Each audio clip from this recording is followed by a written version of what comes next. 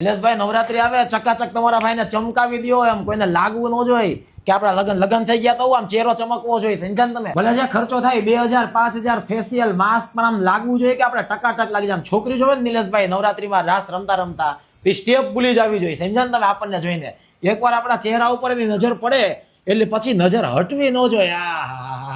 નિલેશભાઈ એવું કરો કે આમ ખબર ન પડવી જોઈએ જોઈને કે કોઈને લગ્ન થઈ ગયા છે. ભલે આપણે લગ્ન થઈ ગયા પણ ઉતાવળે કરી નાખ્યા, પણ હજી ભાઈ આપણી કઈ થોડી ઉંમર વહી ગઈ છે ને, એવું જ લાગુ છે કે માસ્ક કાઢી નાખું. અરે માસ્ક ક્યાંથી કાઢી નાખવાનું છે? બીજું માસ્ક મારો ચકાચક લાગવું જોઈએ. પડશે. આપડે એવા જુવાન લાગવા જોઈએ ને કે આમ છોકરીઓની લાઈન લાગી જવી જોઈએ, આમ કુંવારા લાગવા જોઈએ ને આપણે. છોકરીઓની લાઈન લાગી જવી જોઈએ એમ. હે નિલેશભાઈ? અરે શિવાની તું આયા?